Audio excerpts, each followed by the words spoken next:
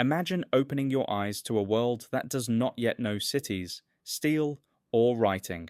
A world without maps, without history books, without even a name for itself. The only light comes from the moon, the stars, and the fragile glow of fire. The Stone Age.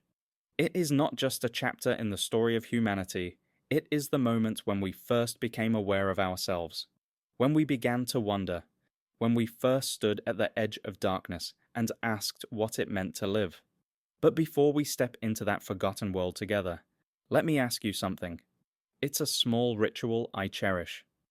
Before we begin, we'd love to know, what time of day are you watching this video? I always enjoy reading your check-ins. They feel like distant fires glowing in the night, reminding us that even in the modern age, we still gather around light to keep away the dark.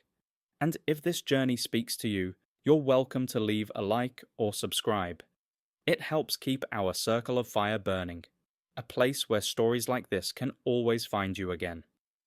Now, back to the beginning. The air is heavy with silence, broken only by the hiss of flames and the distant cries of unseen animals. You sit inside a cave, the fire flickering, shadows moving across walls like restless spirits. The smoke clings to the ceiling, curling upward, escaping through cracks in the stone. Beyond the cave mouth lies an endless blackness, deeper than anything we know today. Out there, in the forest and the plain, predators prowl. Eyes gleam in the dark. Every sound could mean danger. But here, in the circle of firelight, humanity begins to breathe as something more than just survival. Picture them. A small group gathered close to the flames, their faces painted with light and shadow, their breaths rising into the cold night air. They do not have language as we know it, but their voices carry meaning, a rhythm of sounds, gestures, glances. One sharpens a stone against another, the scrape echoing through the chamber.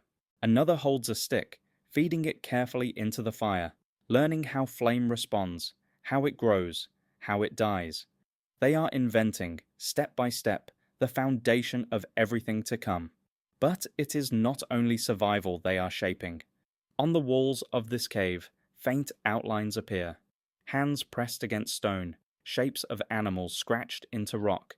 They do not know they are making art. They do not know they are leaving a message for us. Thousands of years later, they are only expressing, capturing the power of the hunt, the mystery of the beasts they fear and follow. In those simple marks lies the first spark of story, the first attempt to make sense of a world too vast to grasp. This was life in the Stone Age. Not silence, not ignorance, but awakening.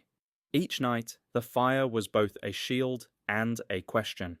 Each dawn, the rising sun brought both hope and hunger. To live then was to live fully in the present moment, every heartbeat an answer to the earth's challenges. Yet even then, in the flicker of the flames, in the scratch of lines across stone, a new kind of being was forming. One that did not just live, but imagined. Close your eyes and let yourself hear it. The crackle of fire, the rustle of leaves beyond the cave, the low growl of something moving in the dark. Feel the air thick with smoke and tension, and the quiet unity of those who sit close together, surviving not alone, but as a group. For them, this was life. For us, it is memory. Dawn arrives slowly in the Stone Age. There are no clocks to mark the hours, no alarms to pierce the silence, only the shift of shadows, the dimming of stars, and the faint glow at the horizon signal that the night has loosened its grip.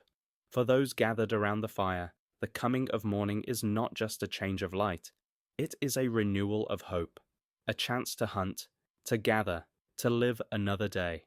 Now picture the cave as it breathes with light. The fire has burned low, its embers glowing faintly red, casting long shadows that reach across the walls. A man rises first, stretching against the cold air, his breath forming clouds that drift and vanish. He peers toward the cave mouth where a pale shimmer signals the day. Slowly, others stir, children rubbing their eyes, elders pushing themselves up. hunters reaching for stone tools left sharpened the night before. The outside world is not quiet. The forest murmurs with the sound of waking life. Birds call in strange, primitive voices, their songs rougher than the melodies we know today. Branches sway as something large moves through the undergrowth. A sudden cry echoes across the plain, an animal calling for its herd, or perhaps warning of a predator. The people pause at the mouth of the cave, listening. Every sound carries meaning. Every sound is a message from the world around them. And then, at last, they step outside. The horizon burns faintly orange. Mist clings to the valley floor, swirling as the first rays of light cut through the cold air. The earth feels vast, endless, untouched. To the early humans, it is both home and enemy. The trees tower above them like guardians. The ground stretches on forever, broken only by rivers and stones. In this immensity, they are small, and yet, in their smallness, lies something new, a growing awareness that they are part of something larger, something to be understood. They carry simple tools, stones napped to sharp edges, sticks hardened by fire, hides pulled tight around their shoulders. Each tool is a miracle of thought, born from trial and error, from patience, from memory. Each one carries the story of generations, of hands that learned slowly, passing knowledge not with words, but with action. The conflict of the morning is always the same: hunger. The fire warms but does not feed. The body demands food. Some head toward the forest, searching for berries, roots, and nuts. Others look to the plains, watching for herds that might wander too close. A child points to a distant shape, too far to know if it is prey or predator. The elders watch carefully, their eyes trained by decades of survival. The decision to approach or to wait could mean life or death. And yet, amidst the danger, there is beauty. The sun climbs higher, burning the mist away, revealing a landscape untouched by human hands. Rivers glisten like silver threads, rolling endlessly through valleys. Herds move slowly across the plains, their silhouettes black against the rising light. Birds take flight in sudden bursts, scattering like sparks into the sky. For a moment, before the hunt begins, before the dangers press close, the world feels like a place of endless wonder. Close your eyes and imagine standing at the mouth of that cave, the cold stone under your feet, the breath of morning sharp in your lungs. Ahead, the earth stretches vast and untamed, waiting. Behind, the cave still flickers with the last glow of fire.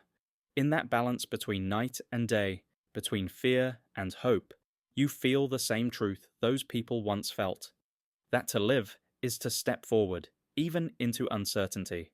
The sun rises higher, and with it comes hunger. In the Stone Age, morning is not gentle, it is urgent. Fire may warm, but it cannot fill the stomach. To survive, every day must begin with a question: what will we eat, and how will we find it? The hunters step away from the safety of the cave. The air is sharp, filled with the scent of damp earth and crushed grass. Their feet press into soft soil, leaving prints that vanish quickly under the weight of the morning mist. In their hands, tools glint, the edges of sharpened stone hafted onto wooden shafts. Primitive spears, fragile to us, but to them, they are the edge between survival and silence. They move in silence, because silence is survival. Eyes scan the forest edge, searching for movement.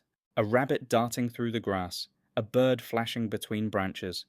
These are meals worth chasing, but hunger drives them further, toward the plains where larger shapes linger. Herd animals, deer-like creatures, swift and wary, grazing in the distance.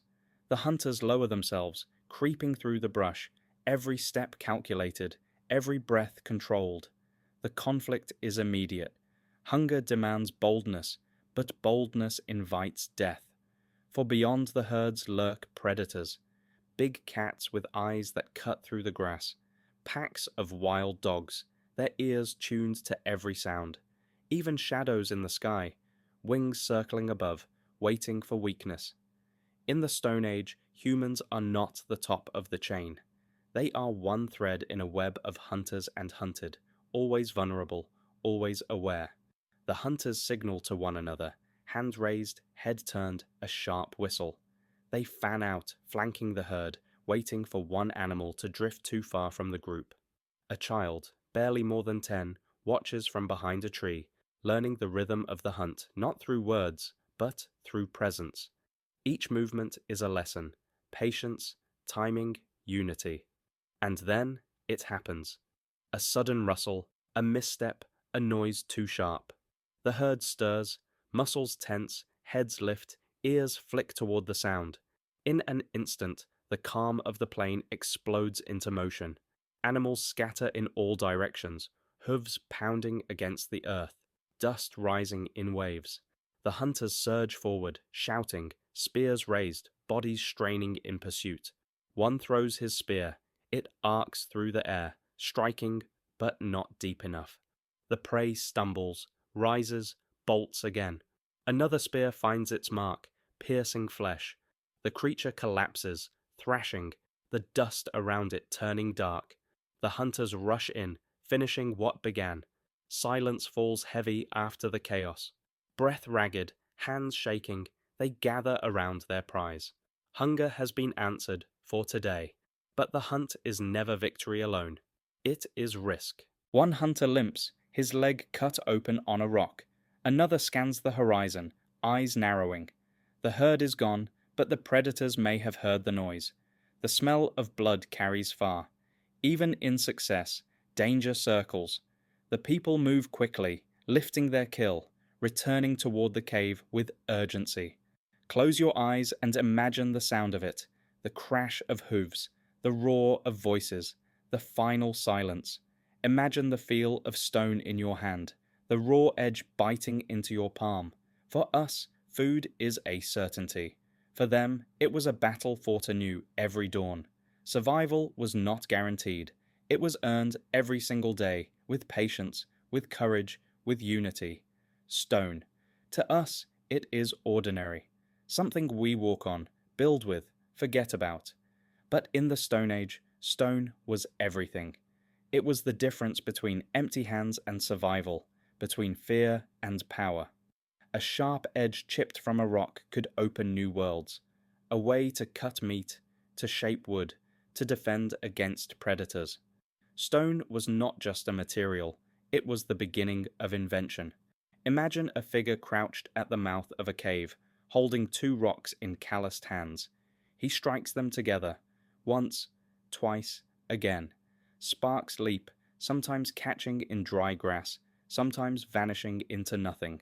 Each strike carries risk, but also promise. When a flake breaks free, thin and sharp, he lifts it, testing the edge with his thumb. It slices his skin before he realizes, blood welling up bright in the morning light. The pain is a lesson. The tool is ready. Nearby, others work with patience, their movements deliberate. One holds a larger stone, using it like a hammer to strike a smaller piece. Chips scatter around her feet, forming a halo of fragments. She shapes an axe, grinding the edge on another rock until it gleams faintly in the sun. These tools are primitive by our eyes, but to them they are miracles, answers carved from silence. With stone came change. Suddenly, bones and hides could be cut cleanly, food divided more easily, wood shaped into stronger spears. Fires could be prepared faster, shelters built sturdier. But beyond survival, stone gave something greater: control. For the first time, humans began to bend the world, however slightly, to their will. The conflict was not only with nature, but with themselves. To make a tool was to think ahead, to imagine a future use, to plan beyond the present hunger. It was the first step into a new way of being. Yet it also demanded time, patience, and memory. A poorly made edge could shatter in the moment of need. A dull blade could mean starvation. In every strike of stone against stone lay both hope and risk. Children watched closely, eyes wide, hands itching to imitate. They learned not through words, but through repetition, by sitting beside elders, by copying their movements, by feeling the weight of stone in their own hands. Mistakes cut their fingers, bruised their skin. But mistakes were the price of knowledge, and knowledge was survival. Close your eyes and picture it.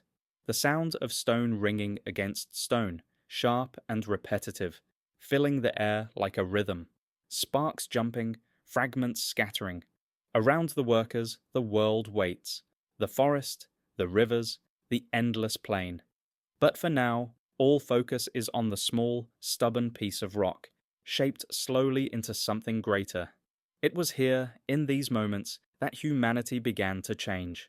Not with words, not with grand discoveries, but with the quiet patience of hands striking stone, learning how to create edges against the vast, indifferent world.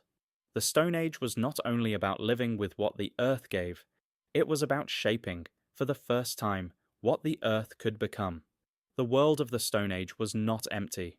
It was alive, filled with creatures both familiar and strange, a vast kingdom of animals that dwarfed humanity in strength, speed, and presence. To walk into the wild, then, was to walk into a place ruled not by humans, but by giants. Imagine stepping out onto a plain at midday. The grass is tall, bending in waves with the wind. In the distance, shapes move, massive, slow, steady. Mammoths, their tusks gleaming white in the sun, sweeping through the grass as they feed. Their voices rumble low, carrying across the land like thunder. Each step leaves a crater in the soil, each breath a mist that drifts into the cold air. To the humans watching from afar, they are both food and danger. One kill could feed a tribe for weeks. One wrong move could end the hunters' lives in moments. But mammoths were not alone. Beside rivers, woolly rhinoceroses grazed, their horns curved like spears, their hides thick against both cold and arrows. In the forests, giant deer roamed, their antlers spreading wider than a man's reach, shimmering like branches of bone against the morning light. And above, wings circled, the shadow of great eagles, sharp-eyed hunters who could pluck a child from the ground with talons like knives. The conflict was constant. Humans were small, slower, weaker. They had fire, stone, and unity, but against the muscle of mammoths, the teeth of lions, the claws of bears, they were fragile.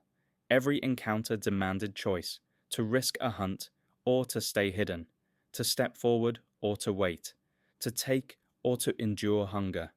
Predators ruled the night. Imagine sitting by the fire, hearing the distant roar of cave lions echo across the valley. Their eyes gleamed just beyond the firelight, waiting, measuring. Hyenas laughed in the dark, their voices twisted, their strength underestimated until it was too late. Bears, larger than any alive today, wandered forests, their presence marked by broken branches and silence where life should have been. To meet one on a path was to face death itself. And yet, there was beauty. Herds moved like rivers across the plains, their bodies glistening in dawn's first light. Birds filled the sky in bursts of motion, painting the air with their wings. Rivers teemed with fish, flashing silver beneath the surface, a feast for those patient enough to wait. The earth then was not tamed. It was raw, vast, alive. To live within it was to be reminded every day of one's place, not as ruler, but as participant in a world far larger than oneself. Close your eyes and picture it. Mammoths in the mist, their silhouettes towering against the horizon. Predators circling the fire at night, their eyes catching the flame. Herds scattering across plains like waves of living motion. For early humans, this was not legend. This was daily life. To be alive then was to walk among giants, with fear and awe as constant companions. Winter in the Stone Age was not a season. It was a trial, a force that pressed down on every living thing, stripping away the weak and testing the strong. For us today, winter means blankets, walls, fire that comes at the turn of a switch. For them, it was survival sharpened to its thinnest edge. Imagine a valley buried in snow. The wind howls, cutting across the land like a blade, stinging skin, burning lungs. Trees creak under the weight of ice, their branches snapping in the cold silence. The river is frozen solid, its surface cracked and pale, denying water to those who thirst. The ground, once alive with plants and animals, lies still. No berries, no roots, no herds grazing, only emptiness. Inside a cave, the people huddle close to the fire. The flames dance weakly, fed by sticks gathered weeks before. Every ember is precious, every spark guarded as if it were life itself, because it is. Children press against their mothers, wrapped in hides that still carry the smell of the hunt. Elders sit silent, their breath shallow, conserving strength. The hunters stare at the entrance, knowing that sooner or later someone must step out into the storm. The conflict is relentless. Hunger gnaws deeper each day. The stores of dried meat shrink. The hides stiffen and crack. Firewood grows scarce. To venture outside is to risk frostbite, blindness from snow, death in the cold. Yet to remain inside is to starve. Every choice is a knife edge, every step a gamble. Picture a small group leaving the cave, their bodies bent against the wind, hides pulled tight around their shoulders. The snow blinds them, stinging their eyes. Their feet sink deep, every step an effort. Hours pass. The world is empty. Then, movement. A herd of deer in the distance, their breaths rising like smoke. The hunters crouch low, hearts pounding. This could mean survival, or it could mean nothing if the herd flees into the storm. They throw their spears. One finds its mark. The deer collapses, blood spilling hot against the snow. The hunters rush forward, hands trembling, breath ragged. They lift the prize, dragging it back through the storm, fighting the wind with every step. When they return to the cave, the people rise. Hope sparks. For one more night, they will eat. For one more day, the fire will burn. But winter never relents. Each storm is another battle. Each sunrise another test. Those who falter are mourned quietly, their bodies laid outside, returned to the cold earth. Death is not an intruder. It is a companion. It reminds the living of what it takes to endure. Close your eyes and imagine it. The roar of the wind outside, the crackle of a small fire inside, the sound of breathing, shallow, fragile, determined. Winter was not just a season to pass. It was a mirror, showing humanity its limits and asking, with every snowstorm, with every frozen night, will you endure or will you fall? Oxygen, stone, and spark. Out of these simple elements came the greatest ally of the Stone Age, fire. To us it is ordinary, something that waits in stoves and lamps, something that bends at our command. But for the people of the Stone Age, fire was a living force. It was feared, worshipped, guarded, and passed on as if it were the very breath of the earth itself. Imagine the first moment. A figure crouches over dry grass, striking stones together. Sparks leap into the air, faint, fragile, vanishing before they touch the ground. Again, the stones clash. Finally, one spark catches. A thread of smoke rises, then a flicker, then flame. The small fire crackles, hungry, alive. It spreads quickly, too quickly, nearly escaping control. The people shout, stamping, pushing back, learning that fire can destroy as swiftly as it gives life. The conflict is clear. Fire is not safe. It burns the careless, devours the weak, and leaves only ash in its wake. A child reaches out, curious, and cries as the flame bites their skin. A hut built of dry grass catches too quickly, the night filled with smoke. For every gift, fire demanded respect. It was never owned, it was borrowed. A gift of nature, dangerous and divine. And yet, no force shaped humanity more. With fire came warmth in the freezing dark, safety from predators whose eyes glowed just beyond the circle of light. With fire came cooked meat, easier to chew, richer in strength. With fire came the power to shape the day, to push back against night, to gather, to share. The flame was not only survival, it was community. Picture a circle of people around the blaze. Shadows dance across the cave walls, flickering with every movement of flame. Stories are told, not yet with words, but with gestures, with cries, with drawings scratched into dust. Children lean close, eyes wide, their faces painted with light. The fire does not just warm them, it binds them together, giving them a center, a rhythm, a reason to stay. Over time, fire became memory itself. Embers were carried from place to place, kept alive during long migrations. Sparks were guarded through the night, tended like children, never left to die. To lose fire was disaster. To keep it was triumph. In its glow, humans saw not only survival, but something greater. Possibility. Close your eyes and listen to the sound. The crackle of wood, the hiss of sap, the sigh of smoke rising. Imagine the warmth against frozen skin, the light against endless night, the comfort of being together while darkness presses from all sides. Fire was more than flame. It was the first step toward mastery, the first hint that humanity could shape the world, not just endure it. In the Stone Age, fire was life, and life, once touched by fire, would never be the same. Stone tools gave humanity strength, fire gave warmth, safety, and community. But in the flickering light of flames, something else was born, something less tangible, yet perhaps more powerful than any weapon. The first act of imagination, the first attempt to leave a mark that reached beyond the present moment. Imagine stepping into a cave at night. The fire burns low, throwing long shadows across uneven walls. A figure crouches close to the stone, hand pressed against the surface. With fingers stained in ochre, or with a piece of charred wood, they begin to trace. A handprint, an outline of an animal, a line that curves, then joins, becoming something recognizable. Around them, others watch in silence, the crackle of fire the only sound. And slowly the wall fills with life. Horses, bison, deer, shapes of creatures that roam the world outside. These drawings were not decoration. They were not idle play. They were a way of making sense of existence. Each mark carried meaning.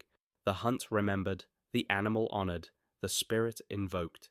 The cave became more than shelter.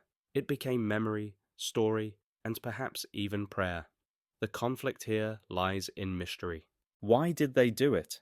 Was it to teach, showing children the shapes of the animals they would one day face? Was it ritual, a belief that painting the hunt could summon success? Or was it something deeper, a need to create, to bring imagination into form, to leave a trace that said, "We were here"?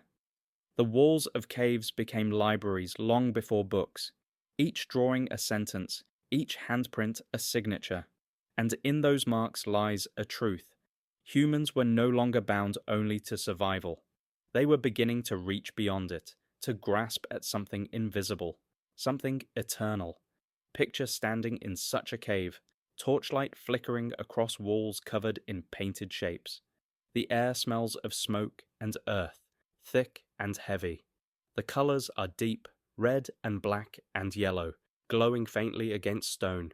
Shadows dance across the figures, making them seem alive, as if the animals themselves move with the fire. You feel the presence of people long gone, their hands still there in the outlines, their breath still caught in the pigments. Close your eyes and imagine it. The silence, broken only by fire. The walls speaking not with words, but with images. The sense that, for the first time, humans were not only living in the world. They were capturing it, shaping it, remembering it. In the Stone Age, the first art was not luxury. It was survival of memory. It was the beginning of history, not written in books, but painted in fire and stone. In the Stone Age, no single human could stand alone for long. The world was too vast, the dangers too many. Survival was not only a matter of tools or fire, it was a matter of unity. And nothing revealed this truth more clearly than the hunt. Imagine the plain at dusk. A herd grazes in the distance, dark shapes moving slowly through the tall grass. The wind carries their scent, their breathing, their every shift of movement. Hidden in the shadows, humans wait, spears in hand, eyes sharp, bodies tense. Their breaths are shallow, measured, aligned as one. Each figure knows their role, their position, the rhythm of the group. The conflict is simple, but immense.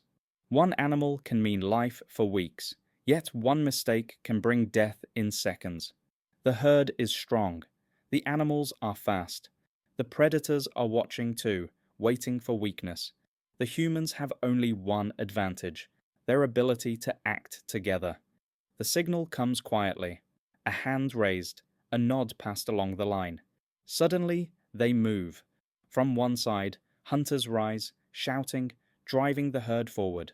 From the other, a wall of spears waits, closing off escape. The plain erupts with noise, the pounding of hooves, the shouts of hunters, the clash of bodies against grass and soil. Dust fills the air. The herd surges like a living wave, and in its path stand humans, fragile yet unyielding. A spear flies, striking true. An animal stumbles, collapses, its cry echoing across the land. The hunters rush forward, some finishing the kill, others holding back the herd, others watching for predators drawn by the chaos. Each role is vital. Each life depends on the others. Alone, they would be nothing. Together, they are a force capable of facing giants. When the dust settles, silence falls. The herd has moved on, but the hunters remain, circling their prize. They lift it together, their voices rising in cries that carry not only triumph, but gratitude. For the food, for the fire it will fuel, for the unity it demanded. The kill is not just meat, it is proof of survival, proof of community. Back at the cave, the celebration begins. The fire roars higher. The smell of roasted meat fills the air. Children laugh, elders smile, hunters sit with pride. The food is shared, each bite carrying the memory of the struggle, the risk, the reward. In that sharing, bonds are strengthened. The tribe is not just a group of individuals. It is one body, one heartbeat, one will. Close your eyes and imagine it. The glow of fire on faces, the sound of voices rising together, the taste of food after hunger, the sense that life, fragile and fleeting, becomes stronger when carried not alone, but side by side. In the Stone Age, the hunt was not only survival, it was communion. It was the first lesson that humanity would carry forever. That to endure, we must act together, each one a part of something greater than themselves. Night in the Stone Age was not gentle. It was not the quiet darkness we know today, softened by lamps and walls, pierced by the hum of distant cities. It was a vast, consuming presence. The sky above was thick with stars, sharp and endless. The moon sometimes hidden, sometimes cold and glaring. And beneath that sky, the land fell into shadow. Every tree and rock transformed into something unknown. Every sound sharpened into warning. The people gathered closer to the fire. Flames flickered against stone, casting long shadows that stretched and shifted with each gust of wind. Sparks leapt upward, disappearing into the black sky, as if carrying prayers no one could name. Children pressed against their mothers, eyes wide, listening to the sounds that came from beyond the circle of light. The rustle of branches, the low growl of a predator moving unseen, the sudden crack of wood under heavy steps. The conflict was constant. By day, hunger tested them. By night, fear ruled. For in the darkness waited the lions, the hyenas, the wolves, their eyes glowing like embers in the distance. They circled, waiting for weakness. Sometimes they attacked. A sudden scream, the rush of bodies, the clash of teeth against wood and stone. Sometimes they only watched, patient, knowing hunger would come again, that fire would wane, that vigilance would slip. And yet, night was not only terror, it was also intimacy. Around the fire, The people whispered, shared food, sang in low voices. Elders gestured with hands, telling stories not in words, but in movement, in rhythm, in sound. They taught the young by shaping the air, by painting images with shadow and flame. In those hours, pressed close together, humanity discovered something as powerful as fire itself: the strength of memory, the comfort of story, the bond of belonging. Picture the cave mouth at night. Beyond it, blackness so deep it feels alive. Inside, the fire glows, warm and fragile. Faces lean close to one another, eyes catching the light, voices mingling with the crackle of flames, the smell of smoke, the faint taste of roasted meat, the weight of hides pulled tight against the cold. All of it surrounds them like a cocoon. Outside, danger. Inside, connection. Close your eyes and feel it. The beat of fear in your chest, the relief of warmth against your skin, the pull of voices telling stories as if to hold back the dark. Night in the Stone Age was not silence. It was a dialogue. Between predator and prey, between fire and shadow, between fear and hope. And each dawn that followed was proof that humanity had endured, once again, against the vast and endless dark. Long before words, before stories shaped into language, there was sound. The Stone Age was not silent, it was alive with rhythm. The pounding of feet on soil during the hunt, the crackle of fire at night, the beating of hands against hollow logs, the whistle of wind through bone. From these sounds, music was born. Picture a group gathered around the fire. One lifts a hollowed piece of wood, blowing gently across it. A soft note rises, uneven but new, carried into the cold night. Another begins to tap a stone against another, a steady rhythm that echoes the beat of walking, of running, of living. Soon others join, their voices low, their hands clapping, their bodies swaying. The circle transforms. The fire no longer crackles alone. The cave no longer holds silence. Something greater fills the air, sound given shape.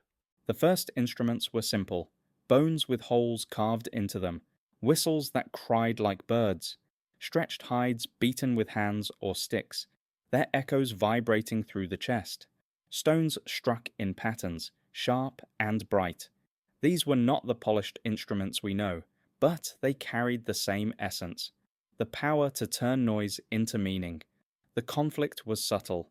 Music was not food, not shelter, not fire. It did not protect against lions or against cold. For some, perhaps, it seemed wasteful. Yet music touched something survival alone could not. It united. It soothed. It made the night less terrifying, the hunt more purposeful, the tribe more than a group of bodies huddled against the dark. Imagine the moment after a hunt, the fire blazing higher than usual. The meat is shared, hunger pushed away. A rhythm begins, hands on hide, voices rising together. The sound grows, filling the cave, echoing into the night. For a time, fear recedes. In its place comes something like joy, something like hope. Music transforms survival into celebration. Children listen with wide eyes, some joining clumsily, their hands striking out of rhythm. Elders smile faintly, their heads nodding to the beat. The group sways together, firelight dancing across their faces. In that sound lies more than noise. It is memory, shared heartbeat, proof that they are not only alive, but alive together. Close your eyes and hear it. The whistle of bone, the thump of hide, the rise of voices blending with the fire's crackle. These were the first songs, and they carried no words, but they carried everything that mattered. Music in the Stone Age was not luxury. It was life expressed, community embodied, survival transformed into meaning. The Stone Age was a world of giants, not only beasts, but forces. Nature itself towered over humanity, vast and unpredictable. To live then was to live at the mercy of elements so fierce, so sudden, that survival often felt like standing at the edge of something divine. Picture a storm rolling across the plains. Dark clouds swell on the horizon, heavy and alive, pressing closer with each moment. The sky rumbles, deep and unrelenting, until it feels as though the earth itself is shaking. A flash of light tears through the heavens, striking a tree, splitting it in fire. The people cry out, clutching each other, pressing closer to the safety of their fire. They do not know the science of lightning, of charge and sky. To them, it is the hand of the world itself, a warning written in flame. In the mountains, the ground trembles. Rocks slide, echoing like thunder as they fall into valleys below. In forests, winds tear branches from trees, hurling them like spears. Near rivers, floods surge without warning, sweeping away camps, scattering fire, leaving silence in their wake. And in certain places, where the earth's skin cracked, fire and smoke erupted from the ground itself. Volcanoes rose like gods, their peaks shrouded in ash, their voices roaring louder than anything humans could imagine. The conflict was clear. There was no fighting such forces. No stone blade could cut the sky. No spear could hold back flood or fire. The only answer was awe and fear. To survive was to respect, to endure, to move when the land demanded it. And yet, within fear, there was also meaning. Each storm became a story, each eruption a sign. The roar of thunder was not just noise, it was a message. The people began to weave the language of the earth into their lives. Lightning meant power. Fire meant both destruction and gift. Ash from volcanoes made the soil richer, though they did not yet know why. The earth was not cruel, it was alive, and they learned to listen. Close your eyes and imagine it. The black sky alive with lightning, the ground trembling, the fire at the center of the group flickering against wind and rain. Faces lit in brief flashes, eyes wide, hearts pounding, while the storm rages above. In that moment, humanity is small, but still present, still enduring. The valley falls silent, the stars watching as shadows drift across the plains. If fire was the heart of the tribe, then rivers were its veins. Water carried life across the land, carving valleys, feeding forests, drawing herds. For people of the Stone Age, rivers were not just places to drink. They were highways, boundaries, and mysteries. Picture a small band arriving at the edge of a wide river at dawn. Mist rises from the surface, curling into the air like breath. The people kneel to drink, cupping the water in their hands. Children splash, their laughter echoing faintly, while hunters scan the opposite bank, alert for movement. To live by a river meant abundance, fish flashing silver beneath the surface, reeds and roots growing thick at its edge, animals gathering to drink. Every creature needed water, and so every hunter learned to wait at the river. But abundance carried danger. Predators came too. Lions crouched in the grass, crocodiles lurking just below the waterline, their eyes breaking the surface like shadows. A moment's carelessness could mean death. Floods rose suddenly, sweeping camps away, tearing down trees, drowning fire and food in their rush.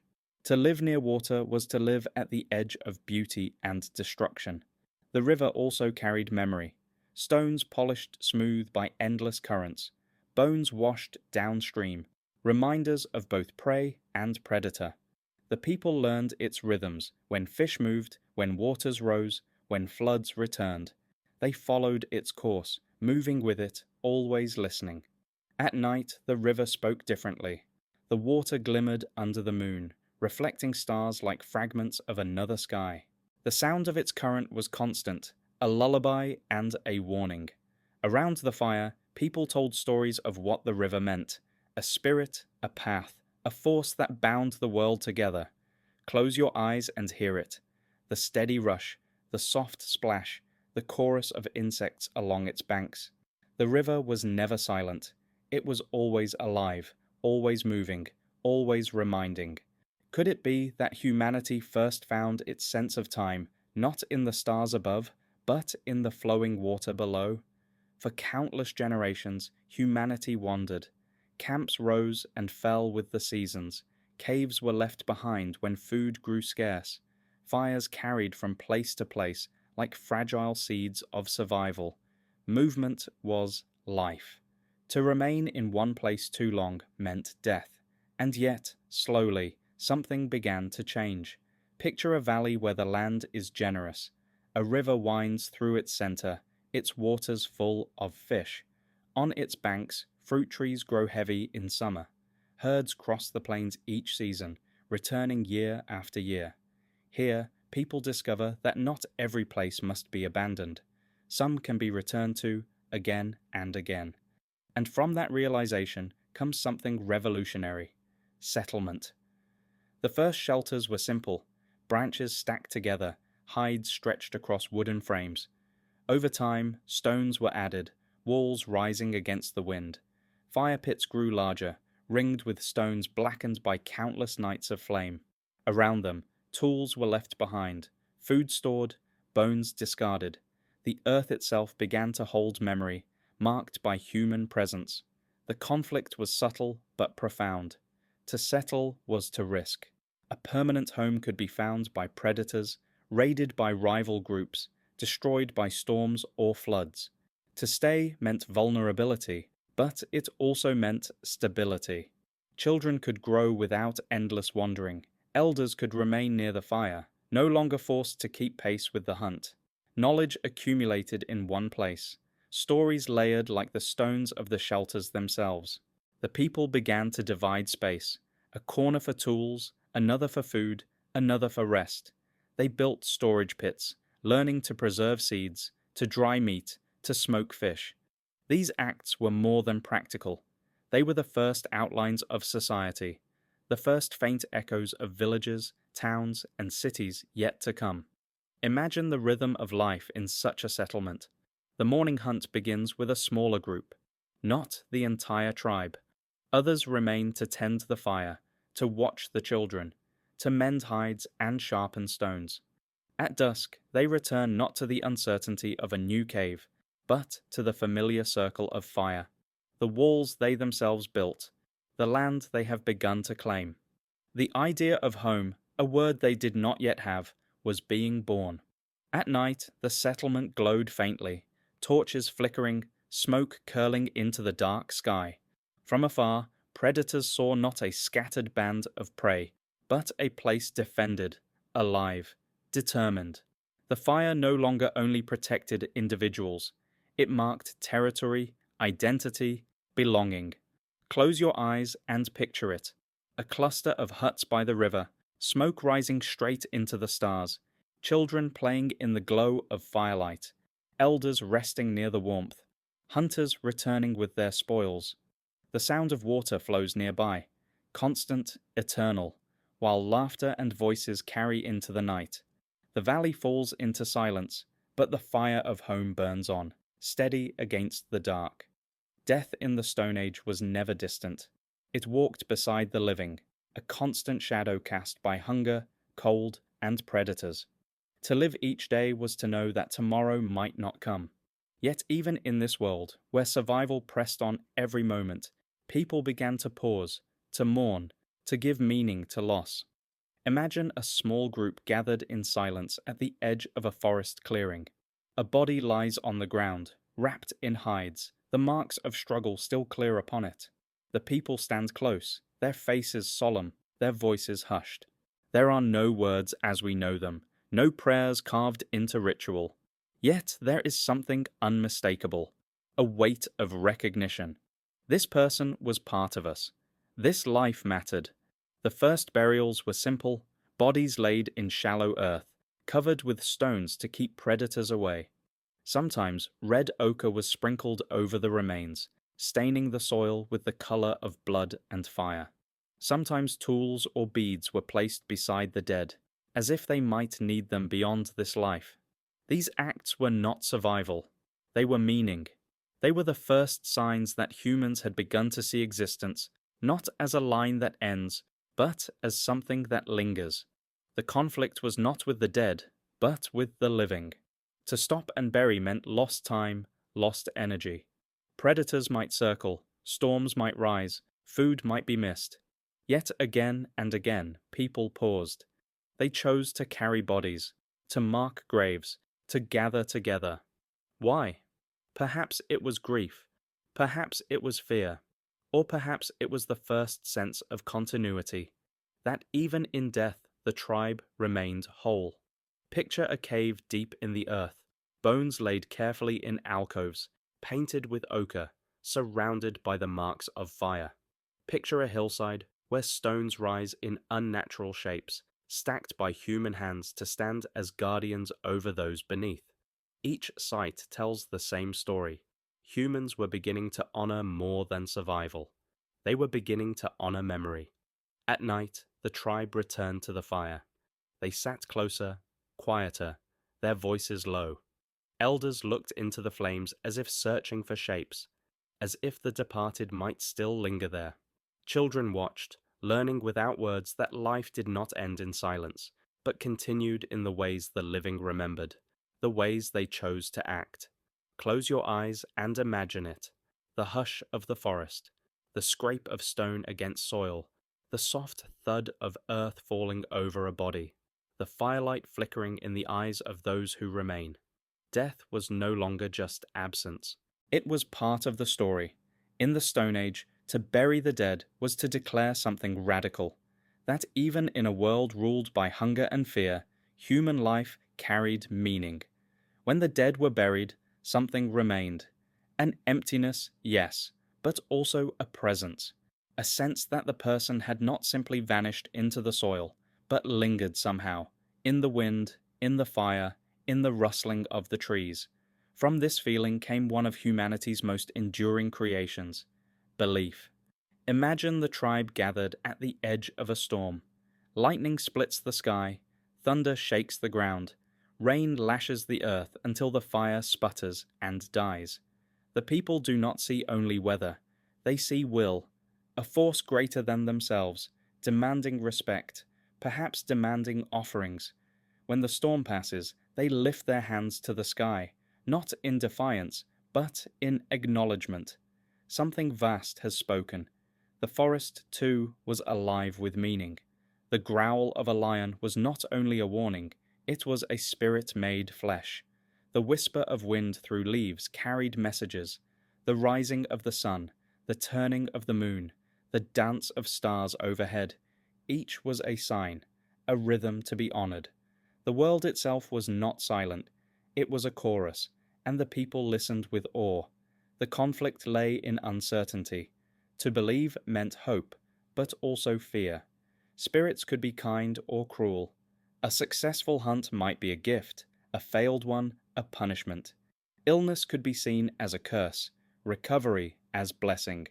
The people began to act accordingly, leaving food at the edge of the forest, painting symbols on cave walls, chanting before the hunt. These rituals cost time and effort, but they offered something greater, the sense that life was not random, that survival had meaning beyond chance. Picture a night by the river. The fire burns low, smoke drifting into the dark. An elder lifts a hand, pointing to the stars. Their voice rises in chant, the rhythm of it carried by others. Children watch the sky with wide eyes, believing that the shapes above are more than lights, that they are beings watching, guiding, judging. The fire pops, sparks rising like prayers, and the tribe feels a connection stretching beyond themselves. Close your eyes and hear it. The low hum of voices, the drum of hands on hide, the crack of thunder far away. Feel the weight of belief pressing against fear, transforming it into something both terrifying and comforting. The world is no longer only a place to survive. It is a place inhabited by unseen companions, forces that move silently beside the living. Perhaps this was the true gift of belief, not to banish fear, but to give it shape, to ask, are we alone in this vast and dangerous world, or is every shadow and flame the sign of something greater than ourselves? The Stone Age was not still. It was a time of constant movement. Herds migrated with the seasons, rivers rose and fell, forests shifted, and humans followed. To remain in one place too long meant hunger, exhaustion, or danger. To move was survival, and from this rhythm of movement came one of humanity's defining traits: migration. Picture a tribe preparing to leave a familiar valley. Fires are extinguished, embers carried carefully in hollowed bones or bundles of bark. Children walk close to their parents, hides pulled tight against the cold. Hunters shoulder their spears, eyes scanning the horizon. Elders lean on sticks, their pace slow but steady. Behind them, the camp fades into silence. Ahead lies the unknown. The conflict was relentless. Each journey carried risk. Rivers swelled suddenly, their currents ready to sweep lives away. Mountains loomed, paths treacherous with ice and rock. Plains stretched endless, with no guarantee of water or food. Storms struck without warning. Predators followed. Yet still they moved, because to remain was certain death, while to wander meant possibility. Migrations were not aimless. They followed signs written in the earth, the path of herds across grasslands, the blossoming of plants in spring, the flight of birds overhead. The people learned to read the land like a map, though they had no words for maps. They followed stars, remembering which constellations rose with which seasons. They passed down knowledge in gestures and stories, where the rivers bent, where the caves opened, where danger lurked. Imagine the feeling of stepping into new territory. A river broader than any seen before, its waters gleaming like silver. A forest dense and unfamiliar, filled with sounds never heard. A plain stretching farther than the eye could follow, dotted with herds that seemed endless. Each new land was both promise and threat, a place that could sustain or destroy. And migrations were not only about survival, they carried memory.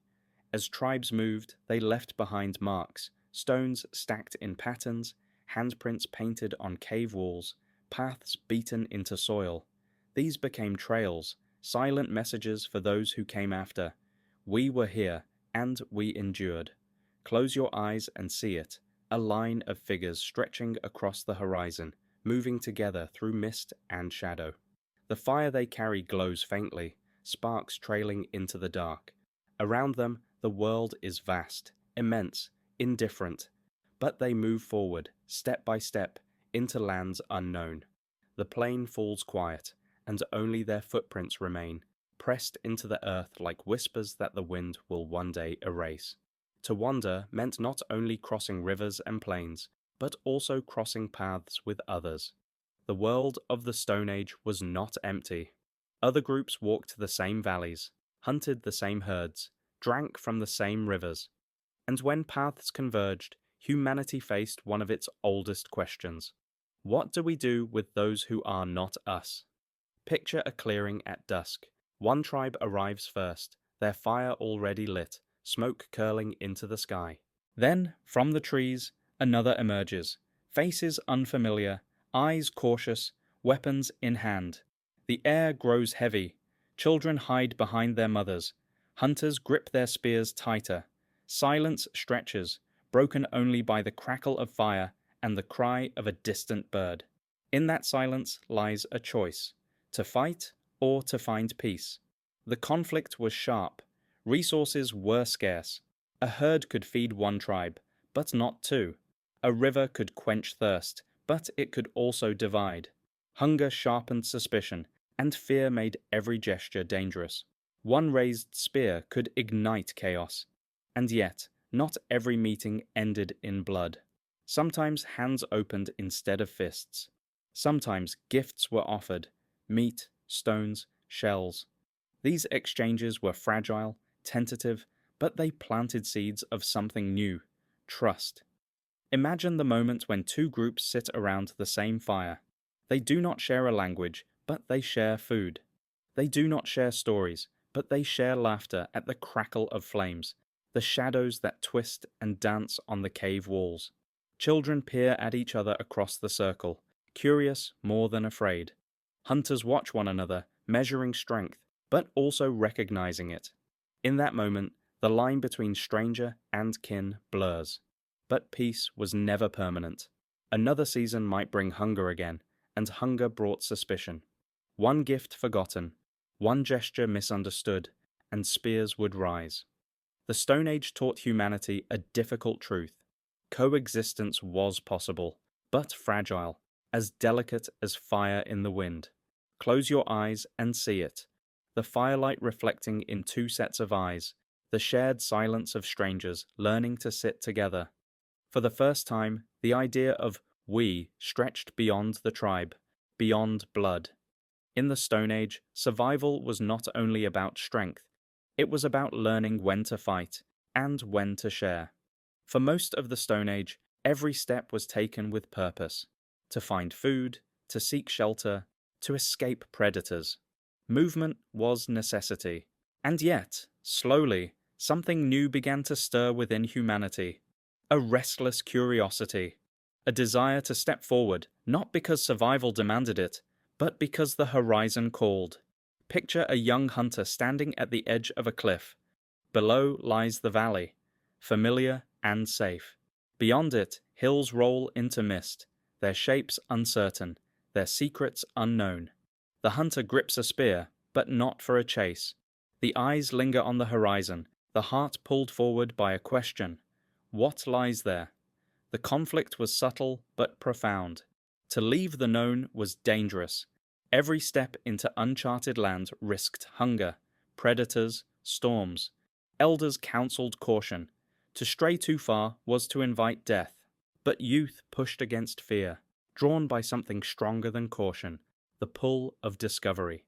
And sometimes the tribe followed. Exploration brought gifts: new rivers teeming with fish, new groves heavy with fruit, new caves rich with stone for tools. Each discovery expanded the world, not only in distance, but in imagination. What had once been seen as the edge of everything became only the beginning of something greater. But exploration also brought danger: rivers too wide to cross, cliffs that crumbled beneath feet, strange animals whose strength and speed defied understanding. Some never returned. Their absence was a warning, etched into memory. Curiosity could kill. And yet, others returned with stories, gestures, signs that spoke of places no one had seen before. Their absence turned into legend, their discoveries into hope. Imagine a group climbing a ridge, reaching its crest just as the sun rises. The sky bursts into light, revealing a landscape stretching farther than they ever imagined. Mountains gleam in the distance. Forests spread like oceans of green. Rivers shine like threads of silver. The hunters stand silent, their breaths caught, their hearts racing. The world is larger than they thought. The world is endless. Close your eyes and see it. The glow of dawn breaking over lands untouched. The sound of wind carrying scents never known before. The feeling of standing on the edge of possibility. Exploration was more than survival. It was humanity's first step toward wonder. Could it be that curiosity, as dangerous as it was, became the force that made us human? The earth that threatened life also offered healing. Every forest path, every meadow, every riverbank held not only dangers, but remedies. Though discovering them came at great cost. The Stone Age was humanity's first classroom, and the lessons were written in roots, leaves, and bitter taste. Picture a woman kneeling beside a patch of plants, her hands running gently over leaves slick with morning dew. She plucks one, crushes it between her fingers, brings it to her nose. The scent is sharp, unfamiliar. She places it on her tongue, winces at the bitterness. Hours later, she grows sick. The tribe watches carefully. This plant will not be eaten again. The lesson is marked not in words, but in memory. The conflict was always risk. To eat the wrong berry could mean sickness. To brew the wrong root could mean death. Yet through trial and error, through watching animals, through listening to the patterns of the land, humans began to gather knowledge. They learned that willow bark eased pain, that certain leaves soothed wounds, that clay could draw poison from bites. They did not know the science, but they knew the results. Around the fire, elders began to share this knowledge in gestures and demonstrations.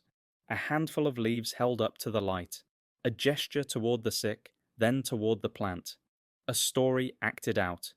How the deer had eaten, how the deer had healed. Slowly, a system emerged. Not medicine as we know it, but survival written in plants and passed from hand to hand. Imagine a child with a fever, their skin hot, their breathing shallow.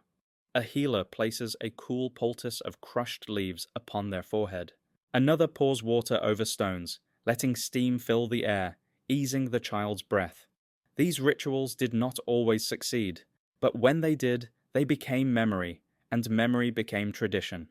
Plants were more than food, they were allies, roots preserved for winter, herbs burned in smoke, their scent rising with chants, flowers woven into bindings for wounds.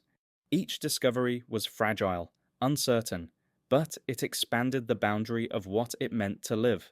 Survival was no longer only about avoiding death. It was about seeking health. Close your eyes and see it.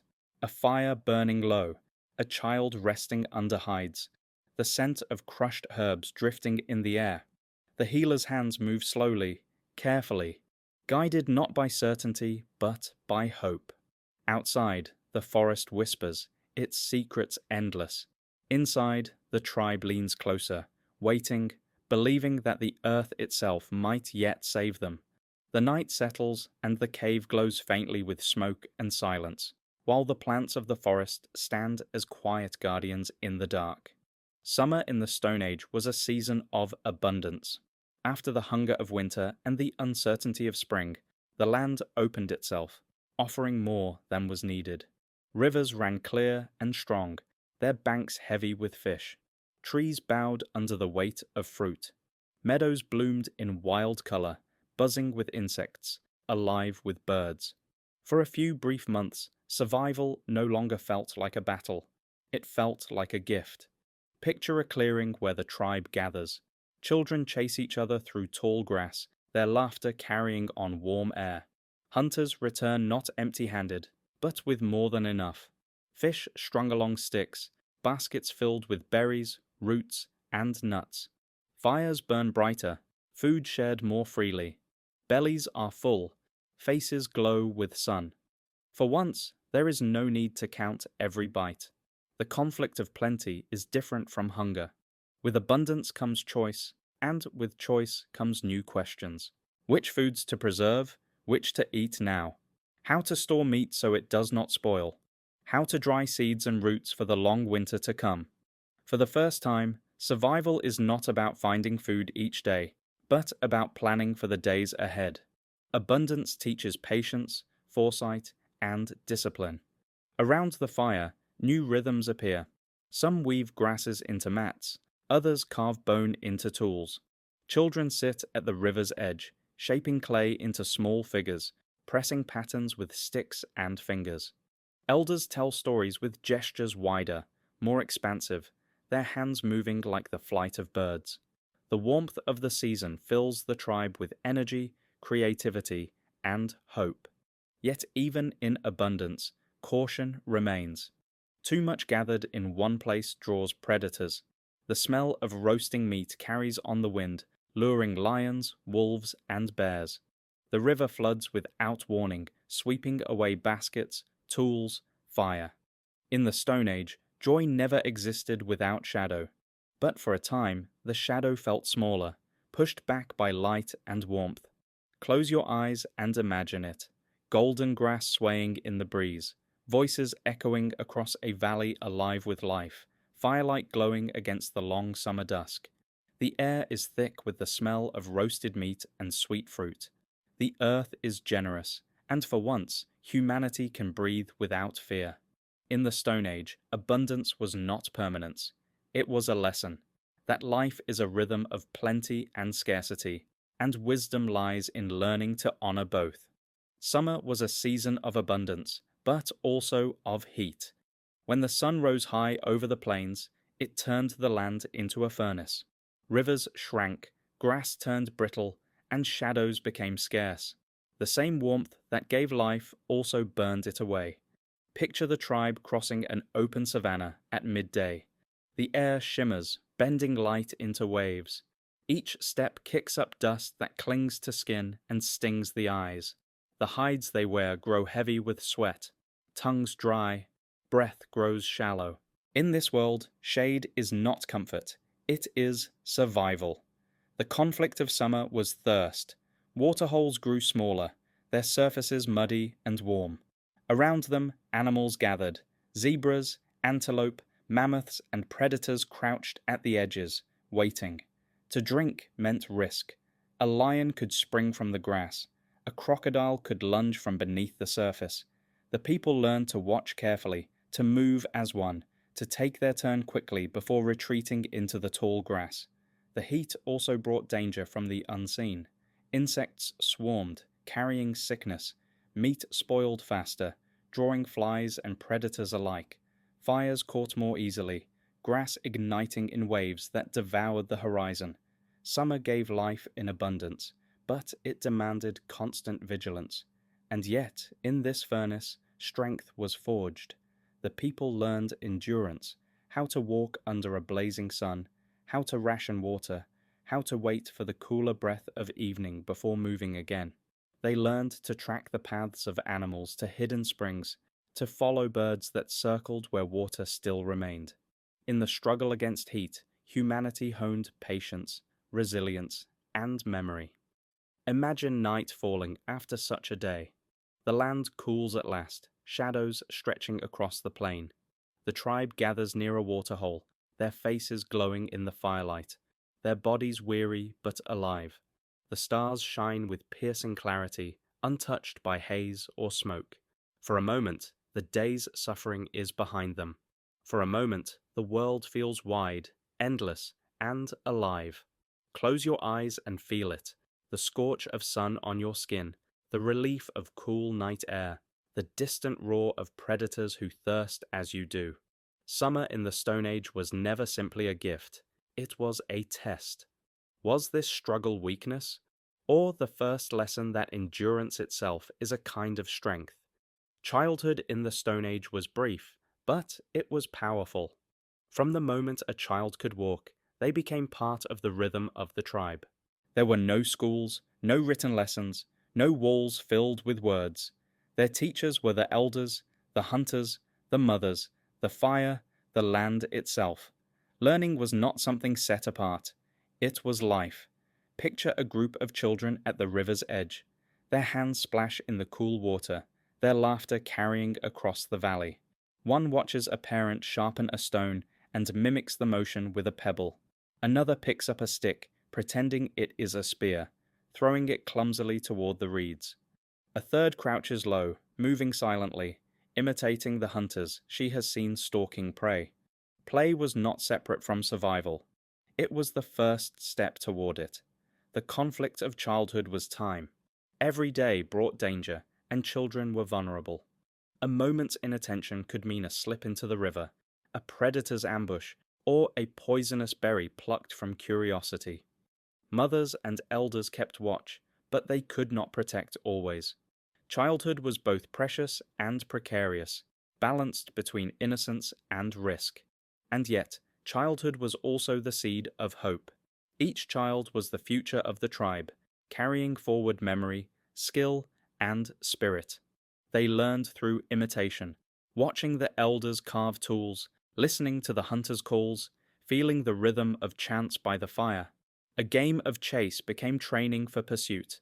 A mimicry of a lion's roar became practice for courage. Even mistakes, cuts from sharp stone, bruises from falls, were lessons that shaped endurance. Imagine the evenings, when the fire burned and the tribe gathered close. Children sat nearest the flames, eyes wide as shadows danced on the cave walls. Elders gestured, painting stories in the air. The little ones copied the movements, their hands small but eager, their voices rising in laughter or imitation. Each gesture was a thread tying them to memory, to the tribe, to humanity itself. Children were not apart from the struggles of the tribe. When food was scarce, they felt the ache of hunger most deeply. When cold winds blew, their cries pierced the night. And yet, they were also the source of resilience. Their laughter broke tension. Their curiosity pushed the tribe to see the world anew. Their small hands, clumsy at first, grew into steady ones that carved, hunted, healed, and remembered. Close your eyes and see it. Children chasing each other through tall grass, their feet kicking up dust, their voices ringing like bright birdsong against the vast silence of the plain. A mother lifts her child high, the firelight glowing against their faces. An elder smiles faintly as a little one presses a handprint onto the wall of the cave, adding their mark to the chorus of those who came before. In the Stone Age, childhood was fleeting, but it was enough. It was not only preparation for survival, it was joy, discovery, and the first spark of what it meant to be human. The fire burns low, shadows stretch long, and the laughter of children lingers in the night air like echoes carried into tomorrow. Long before writing, before symbols carved in clay or ink pressed into paper, there were stories. The Stone Age was filled with them, not written in books, but carried in memory, in gesture, in voice. Stories were not only entertainment, they were survival. They explained the world, bound the tribe together, and gave meaning to life that was often fragile and short. Picture a fire burning bright in the darkness of a cave. The flames twist, shadows flicker against the walls, and the tribe gathers close. An elder raises a hand, their face lined with years, their eyes reflecting firelight. With slow, deliberate movements, they begin to gesture, pointing to the sky, then to the earth, then curling their fingers like claws, mimicking the animals of the hunt. Their voice rises in chants and rhythms, words not yet as we know them, but sounds filled with meaning. Around them, children lean forward, eyes wide, while hunters nod, their minds filled with images the gestures evoke. The conflict of story was memory itself. Words spoken could be forgotten, gestures misunderstood, yet stories endured because they were repeated, shaped again and again.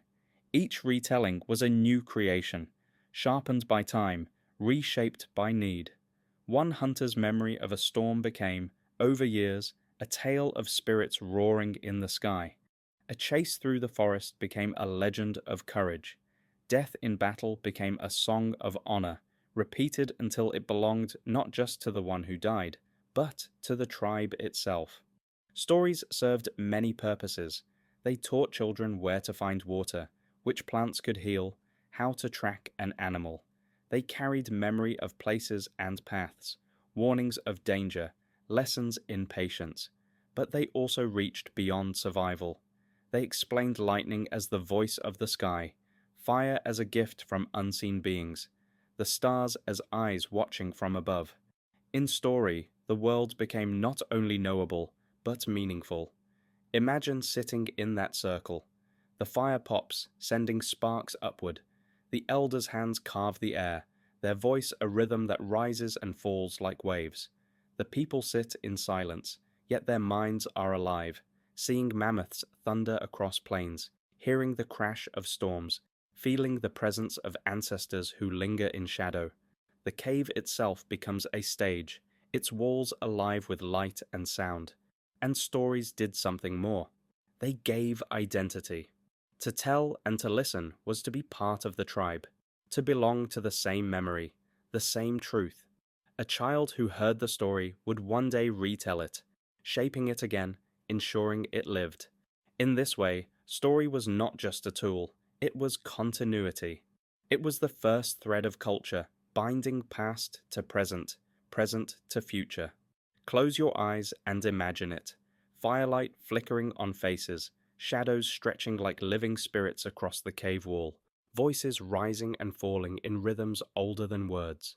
This was not only survival, this was meaning carried on breath and flame.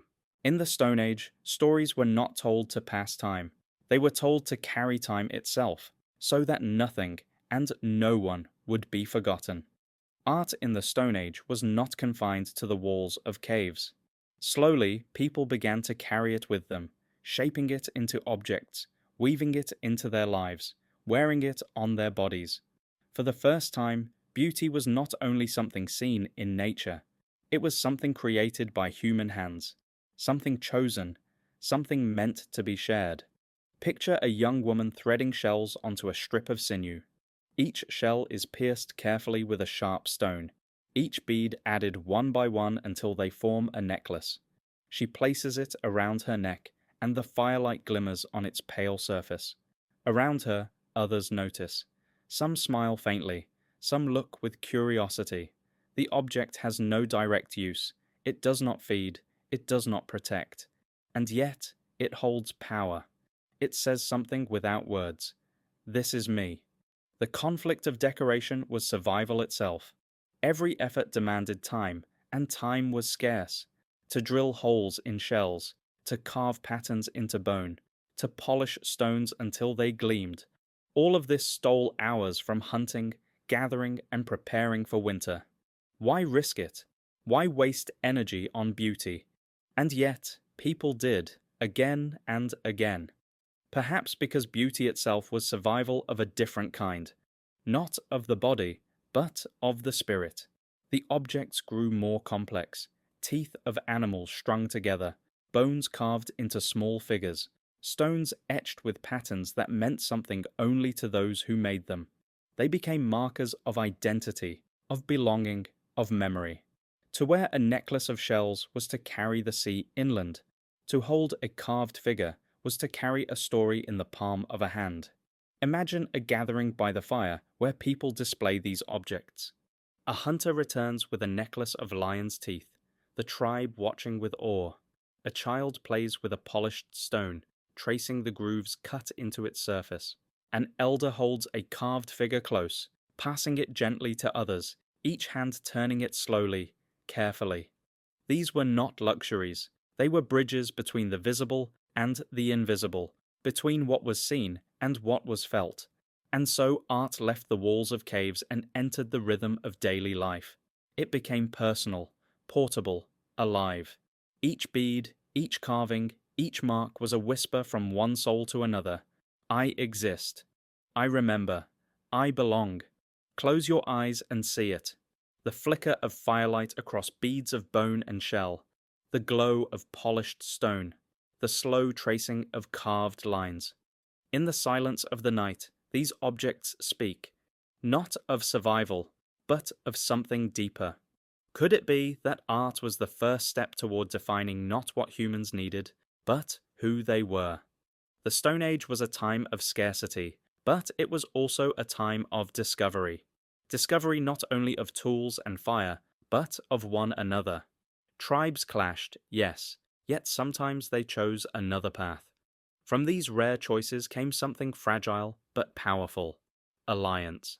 Picture two groups meeting on a plain at dusk. The air is cool, the grass whispers in the wind. They approach slowly, spears in hand, eyes cautious, bodies tense. Each side knows the other could be enemy. And yet, instead of attack, one hunter lowers his spear and sets it on the ground. Another follows.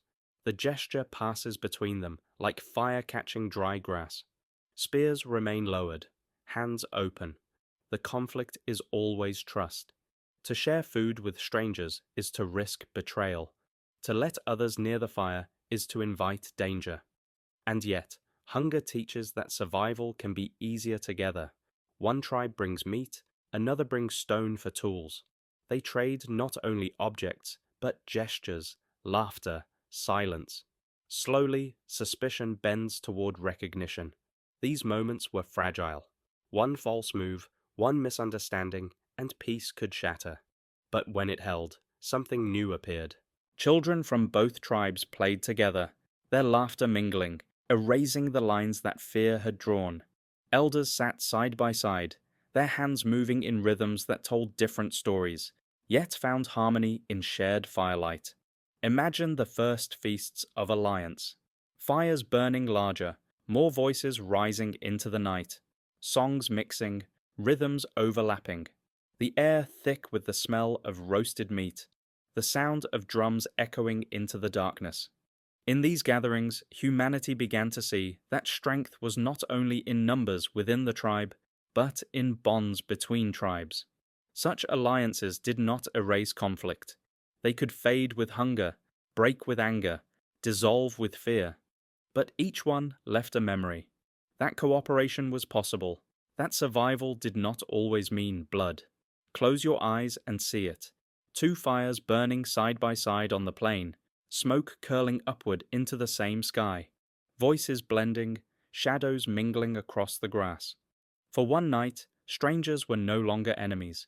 They were companions, sitting together against the vastness of the world. The valley glows with fire, and the night holds more than fear. It holds the promise of unity. Alliances brought hope. They showed that cooperation could stretch beyond the tribe, that survival could be shared. But hope was fragile, and hunger was relentless. Where peace flickered, conflict could easily ignite. The Stone Age was not only the age of unity, it was also the age of the first wars. Picture two groups meeting not at the river to trade, but to claim it. Spears in hand, their voices rise in shouts, their bodies tense with fury. The air trembles with anticipation, every heartbeat louder than the drum of feet. No words can bridge the distance.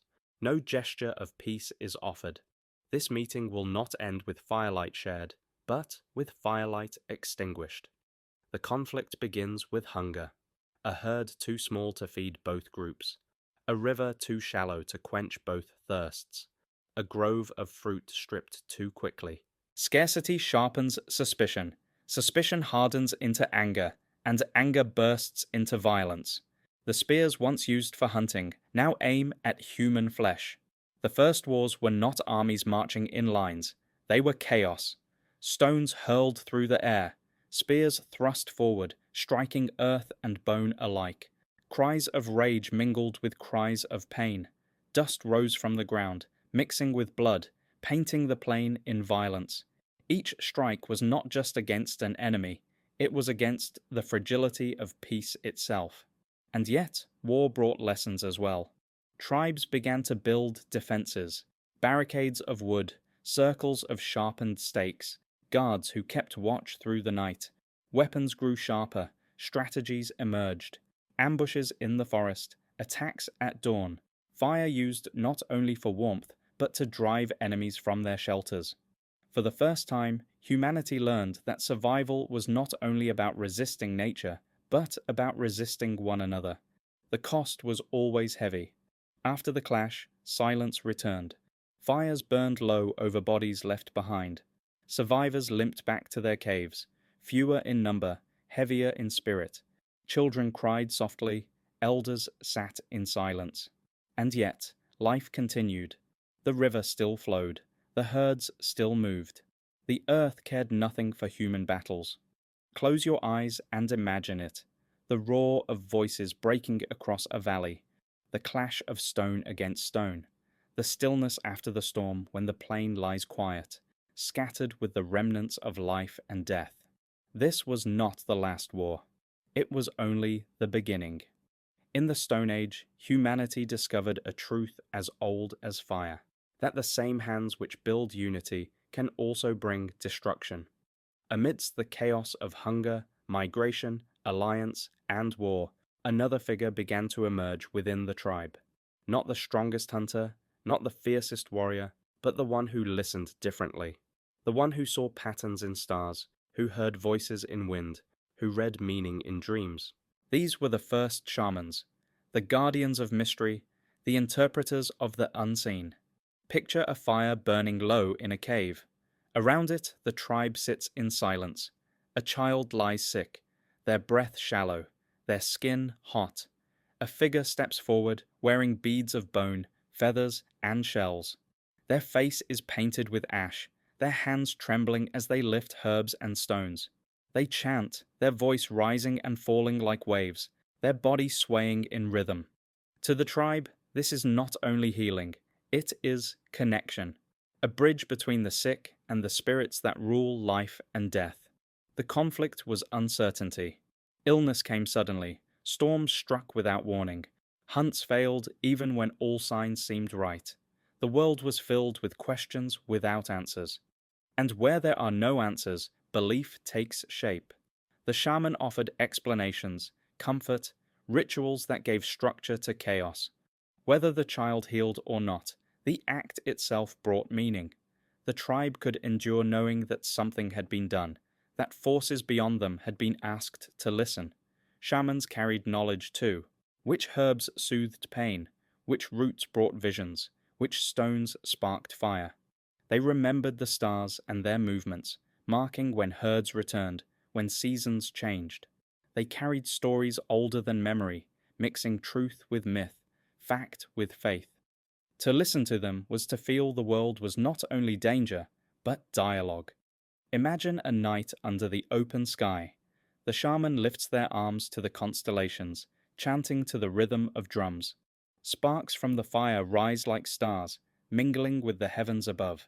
Children watch in awe. Hunters bow their heads. Elders close their eyes. The world feels larger, but less lonely. For a moment, the line between earth and sky blurs. Close your eyes and see it. A cave filled with smoke and song. Figures painted with ochre dancing around a fire.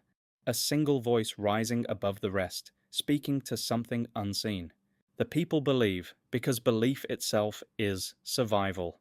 Could it be that shamans were not only healers and dreamers, but the first philosophers, asking questions about life and death that still echo within us today? For countless generations, the voice was little more than a tool of survival. Shouts to warn, cries to call, chants to comfort. But slowly, in the glow of fire and the silence of caves, those sounds began to change. They grew more complex, more intentional. What began as instinct became language, and language became the foundation of everything to come. Picture a small group gathered at the mouth of a cave. The fire flickers, painting the rock with moving shadows. A hunter returns, raising a piece of meat, and makes a sound, short, sharp, repeated. Others echo it. The sound links to meaning. The tribe begins to understand. This sound is food. Another points to the sky, shapes a sound, different and softer. The group repeats it, associating it with the stars above. A new world opens, built not of stone, but of breath. The conflict of language was fragility. Sounds vanish the moment they are spoken. They depend on memory, on repetition. Misunderstanding could mean danger, a wrong sound, a missed cue, a misheard warning. But with each repetition, words became stronger. They carried hunts from one generation to the next, directions across valleys, stories across seasons. Language transformed daily life. No longer did gestures alone guide the young. Elders could shape sounds into lessons, teaching without showing. Hunters could coordinate with precision, calling out signals during the chase. Mothers could soothe children not only with touch, but with tone, rhythm, and words. The tribe itself grew closer, bound by shared speech, each sound a thread in the net of survival. And then came imagination. Words did more than describe what was real. They described what was not. Dreams, fears, spirits, possibilities. A storm was not only thunder and rain, it was a voice. A death was not only loss, it was a journey.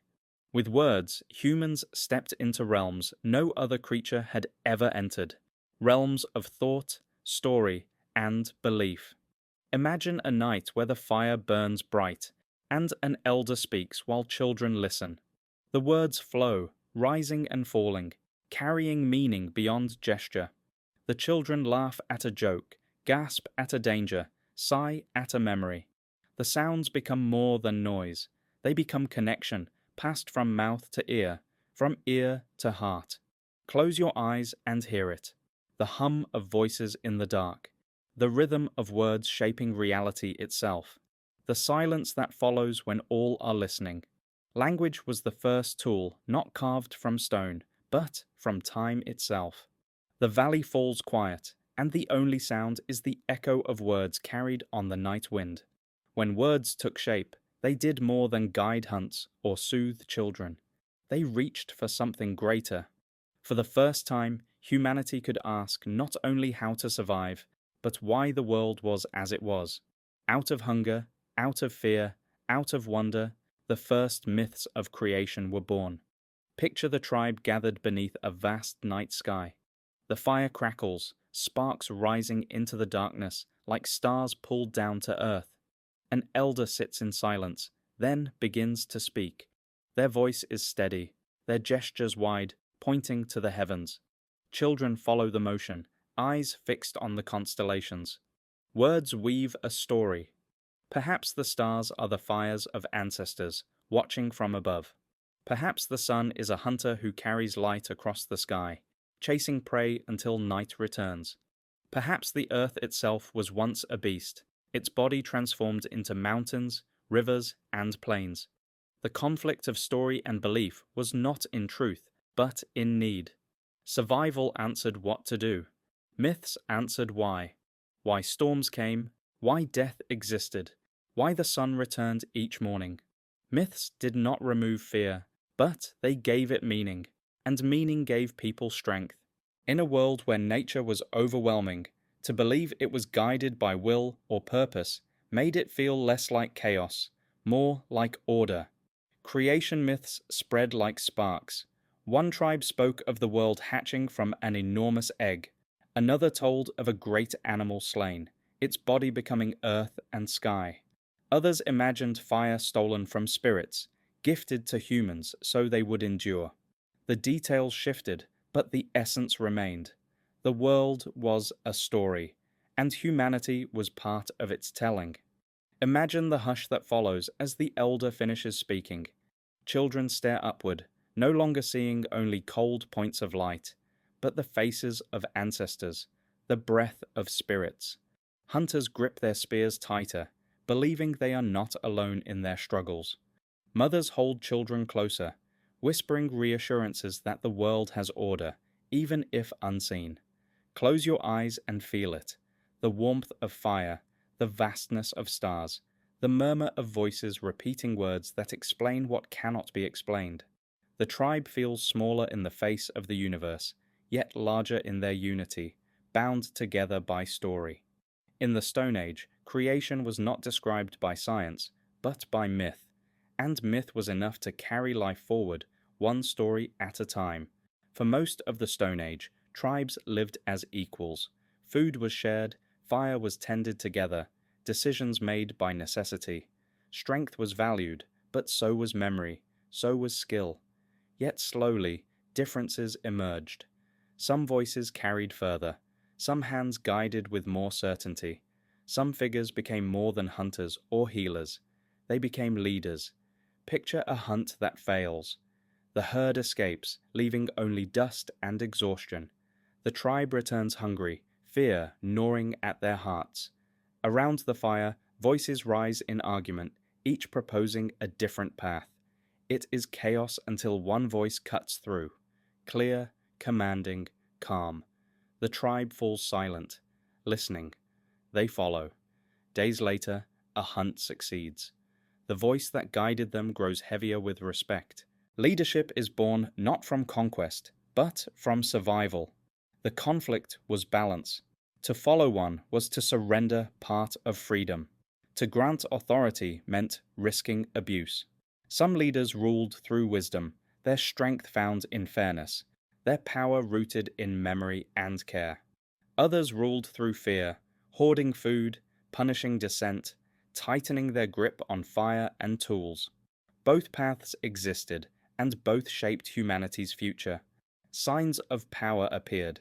A necklace of rare shells worn by one and not another. A weapon sharper, more finely made, reserved for the one who commanded. A place at the fire closer to the center. These were not yet thrones or crowns, but they were beginnings. The first symbols of hierarchy. The first marks that not all were equal. Imagine a gathering at night, when the tribe debates where to move. Some argue for the river, others for the mountains. The leader raises a hand, and silence falls. Their word becomes direction. The tribe follows, because to resist risks fracture. Unity is survival, and survival depends on those who can guide. Yet beneath this unity lies unease. What if the leader is wrong? What if their decisions lead to hunger, to death? Trust binds the tribe together, but trust is fragile, and once authority is given, it is difficult to take back. The Stone Age carried within it the seeds not only of cooperation, but of power, and with power, the shadow of conflict among people themselves. Close your eyes and see it, a fire burning at the heart of the camp, one figure sitting nearest, their voice shaping the path of the many. Around them, faces glow with respect, with fear, with hope. Could it be that leadership, born from necessity, was also the first chain humanity forged for itself?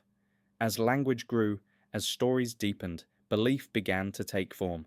Spirits once sensed in storms and shadows became more than whispers. They became symbols. The Stone Age was not only a time of survival, it was the dawn of meaning carved into stone, painted on walls, worn on bodies, carried like fire into the future. Picture a cave deep within the earth.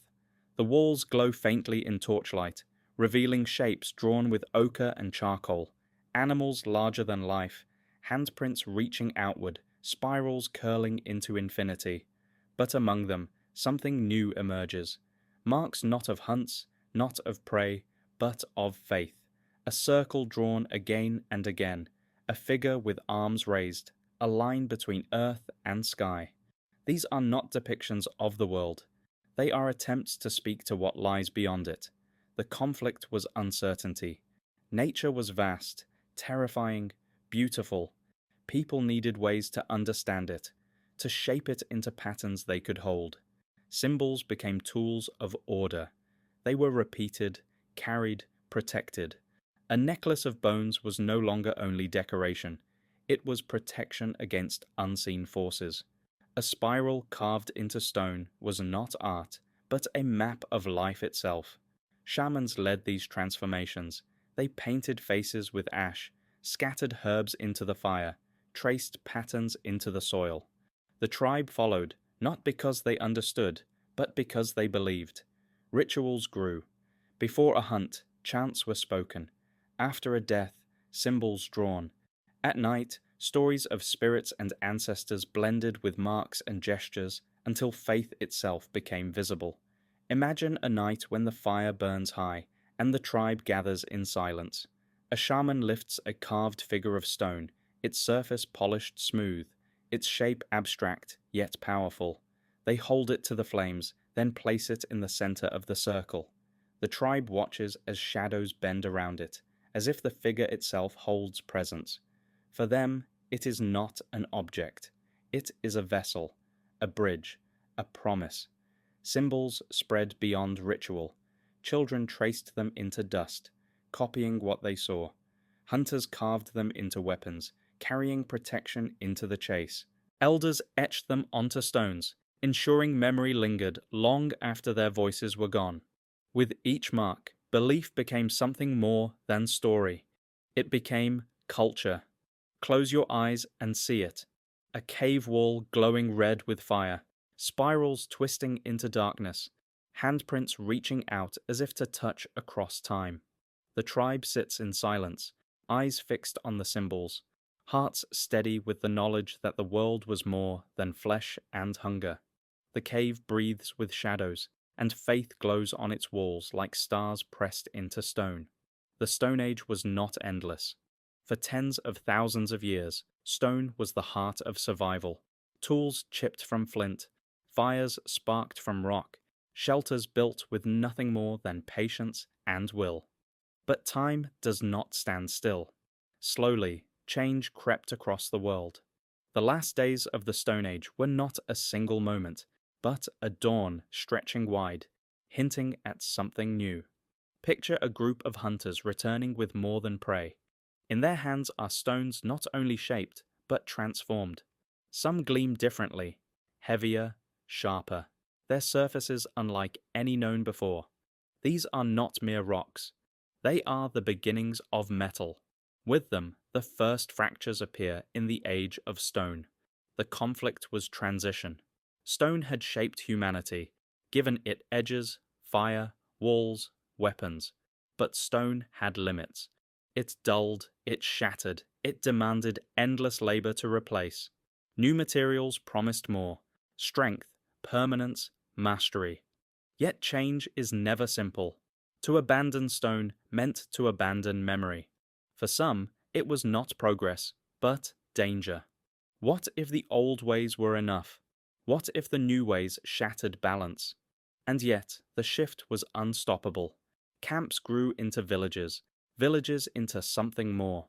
Tools became finer, food more plentiful, shelters sturdier. Where once every day was a struggle for survival, now seeds of stability began to grow. People learned to till soil, to herd animals, to remain in one place. Fire was still the heart, but around it new rhythms emerged: sowing, harvesting, trading, building. Imagine the tribe at twilight, no longer wandering, but gathered in a place they call their own. Smoke rises from more than one fire. Shelters stand stronger, marked with symbols and tools. Children run across open ground, playing among the first traces of walls. Elders sit together, remembering the time when everything was different, when stone was their only ally, when life was only movement and hunger. They know the world is changing, and with it, humanity itself. The last days of the Stone Age were not an ending. They were a transformation. Stone did not vanish, it remained, a foundation upon which everything else was built.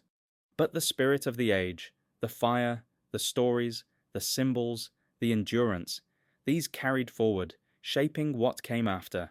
Close your eyes and see it. Smoke rising against a red horizon, the echo of stone tools striking for the last time, the murmur of voices imagining futures no one yet could name. In the Stone Age, humanity did not end an era. It opened a door. The Stone Age is gone, yet it is never far.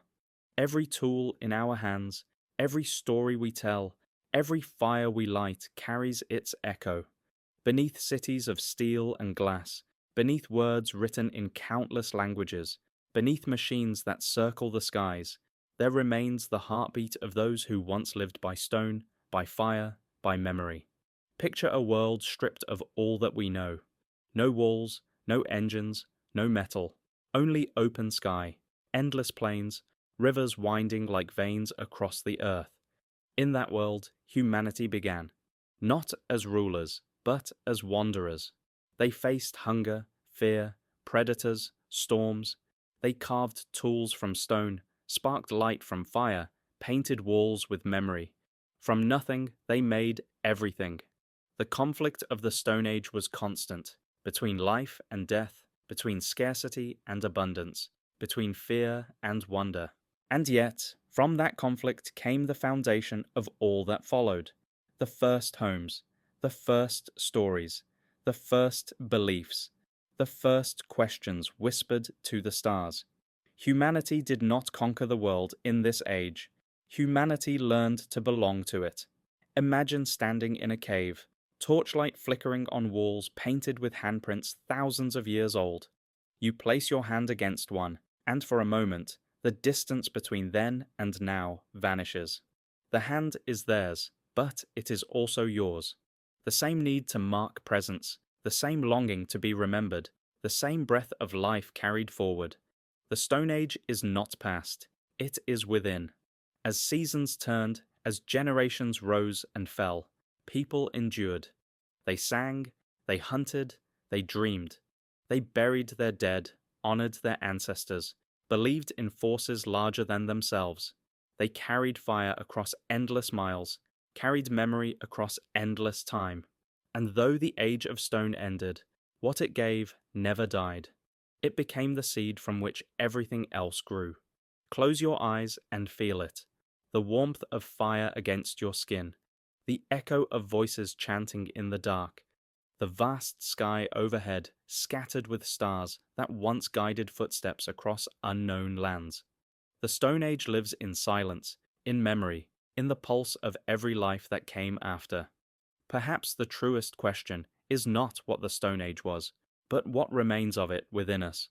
Could it be that in every act of creation, in every search for meaning, in every story we tell, we are still reaching back to that time, when humanity was young, fragile, yet already dreaming?